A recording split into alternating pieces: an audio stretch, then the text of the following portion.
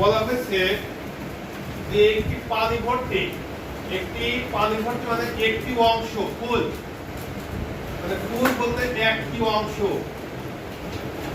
সেই অংশের মধ্যে টোটাল পানি আছে 16/1/2 কেজি। আমি এখানে চিত্রের মাধ্যমে দেখাই দিচ্ছি যে একটি পুরা বালতির ভিতরে পানি এবং বালতি সহ সেটা হচ্ছে 16/1/2 কেজি আছে। এবং পরবর্তী সেন্টেন্সের মধ্যে দেখি যে বালতির 1/4 অংশ মানে 4 ভাগের 1 ভাগ, 4 ভাগের 1 ভাগ। আমি দেখি এখানে আরো 3টা অংশ আমাদের আছে। আমি যদি বলি এখানে আরো 3টি অংশ আছে, 1/4 অংশের মধ্যে পানি আছে 5/1/4 কেজি। সমস্ত ভাঙলে সমস্যা নেই। 1/4 অংশ পানি ভর্তি থাকলে তার ওজন হবে কত? 5/1/4 কেজি। তাই কেজি।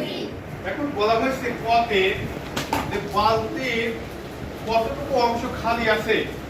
এখন এটা ফুল, এটা ফুল। বালতি কিন্তু দুইটা না, বালতি আমাদের একটা। আমি দুইটার মধ্যে দুইটা করে বোঝাই দিচ্ছি, একটাই বালতি। তো আমার একটা অংশের মধ্যে থাকা রয়েছে টোটাল কতটুকু, সেটা একটাই বালতি। তো আমি সরাসরি লিখবো বালতি আমাদের একটা। তাহলে আমি লিখতে পারবো ক নম্বরে যে বালতিটির খালি অংশ সমান আমাদের টোটাল বালতি কয়টা? একটা, মানে একটা অংশ। তার মধ্যে ফাঁকা ছিল কয়টা? পূর্ণ ছিল কতটুকু? 1/4। তাহলে 1/4। এটা আমি অংশ লিখবো। এখানে যদি খালি অংশ তুমি দেখো, এখানে আর অংশ লেখার কোনো প্রয়োজন নেই। তাহলে 4 4 আর 1 বাদ দিলে কত হচ্ছে? 3/4। এতটুকু শেষ, আর কোনো কাজ নেই। এখন খ নম্বরে যদি আমরা আসি, বালতিটির পানির ওজন কত? আমার বালতি যদি আমি একটা অংশ যদি আমি চেষ্টা করি, একটা অংশ যদি আমি একটা বালতিকে ধরব, আমাদের বালতি কয়টা আছে? একটাই। তাহলে কি খেয়াল করো যে টোটাল ছিল হচ্ছে 1/4 কেজি। আর যখন 1/4 অংশ যখন হবে তখন এর পরিমাণ হবে 5/1/4 কেজি। এটা কিন্তু বালতি সহ। এটা কি সহ? বালতি সহ। তাহলে আমি লিখতেই পারবো বালতি প্লাস সম্পূর্ণ অংশ মানে একটি অংশ। একটি অংশ সম্পূর্ণ অথবা একটি যে অংশ পানির ওজন, সহজ কথা লিখলো, পানির ওজন সমান 16 সমস্ত 1/2 সমান এই জায়গায় সমান দিবা 16 32 আর একে 33/2 কেজি। তুমি এখানে একটু মনে করে লিখতে পারবা। মনে করি যে সম্পূর্ণ অংশ পানির সম্পূর্ণ অংশ একটি, পানির সম্পূর্ণ অংশ একটি। এই কথাটা না লিখতে হবে, আবার লিখতে ভালো হয়। আবার বালতি যেহেতু 1/4 অংশটা তোমার বালতির মধ্যেই থাকতে হবে, বালতির বাইরে তো আর পানি রাখা যাবে না, তাহলে পড়ে যাবে পানি। বালতির মধ্যে যখন থাকবে তখনই 1/4 অংশ। তাহলে আমি আবারও বালতি লিখবো, বালতি প্লাস এবার আমার পরিমাণ কত? 1/4 অংশ পানির ওজন কত ছিল? 5/1/4 সমান কথা বলো না। এবার আমি যদি এটাকে বাদ দেওয়ার চেষ্টা করি, বালতিটাকে বাদ। কেন বালতিটাকে বাদ দিব? বালতিটাকে বাদ দেবো এটাই কারণ আমার শুধু চাইছে পানির ওজন। শুধু কি চাইছে? পানির ওজন। তাহলে আমি যদি বাদ দেই, বিয়োগ বালতি বাদ, তাহলে কি হচ্ছে?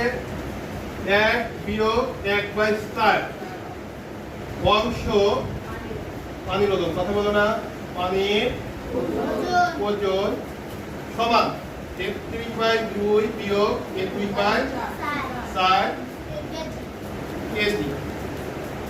তাহলে এখানে আবার কত আসতেছে 3/4 অংশ পানির ওজন। লসাগু যদি 4 হয় তাহলে 63 মাইনাস 21 বা সমান এপাশে সমান দিয়ে দাও 45/4 কেজি। এই যে পরিমাণটা আসছে এটা হচ্ছে ওই বালতির 4/3 পরিমাণ। 4 অংশের মানে টোটাল 4 অংশের 3 ভাগ। এখন যদি আমি সম্পূর্ণ বা একটি অংশ ধরি, সুতরাং 1 অংশের পরিমাণ তাহলে 45/4 ভাগ 3/4। আমরা জানি যে ভাগ থেকে গুণে গেলে পরবর্তী রাশিকে বিপরীত অংশ দ্বারা গুণ করতে হয়। প্রথম অংশের কোনো পরিবর্তন হবে না। তাহলে 45/4 গুণন বিপরীত অংশকে 3/4 এর বিপরীত হবে হচ্ছে 4/3। তাহলে 4/3 4 বাদ দাও 3 15 45 15 কেজি। এই 15 কেজিটা কি? শুধু পানি। এবার বালতির মধ্যে যতটুকু পানি ছিল ততটুকু। এবার খালি বালতি, মানে বালতির ভিতরে আর কোনো পানি থাকবে না, এর মধ্যে আর কোনো পানি থাকবে না, শুধু বালতি। খালি বালতির মধ্যে এর খালি বালতির ওজনটা কতটুকু? বালতি এর ওজনটা কতটুকু? এবার যদি আমি আসি, আবার টোটাল পানি আসছিল হচ্ছে 15 কেজি। কতটুকু? 15 কেজি। আমাদের একটি অংশ যদি আমরা খেয়াল করি, এই বালতির প্লাস পুরো অংশর পরিমাণ ছিল হচ্ছে 33/2 কেজি। তাহলে এই অংশটাকে এই অংশ বাদ দিলে কিন্তু আমি বাকি অংশ পাবো না। কেন? কারণ আমার এই এক অংশ মানে বালতি প্লাস পানি টোটাল থাকবে। তাহলে আমি সুতরাং ডিরেক্ট লিখতে পারবো না। আমি ডিরেক্ট লিখবো না, ভেঙে লিখবো? ডিরেক্ট লিখবো। তাহলে খালি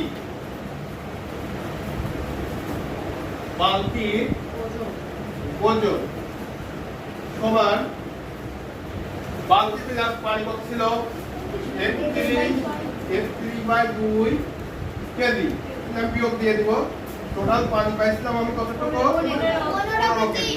15 কেজি। লসাগু আমার আসবে হচ্ছে শুধু 2। তাহলে 33 ঠিক থাকবে, 15 দুগুণ 30 কেজি। 3/2 এইভাবে রাখলেও হবে, এভাবে রাখতে হবে।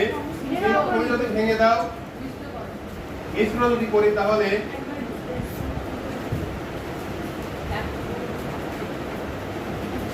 সুতরাং আসবে কত? 1/2 কেজি।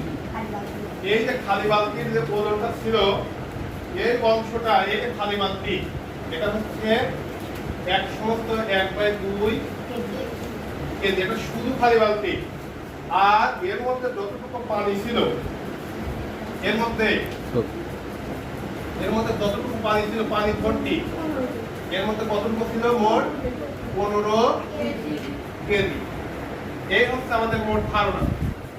এইবার মোট 8টি অঙ্ক আছে।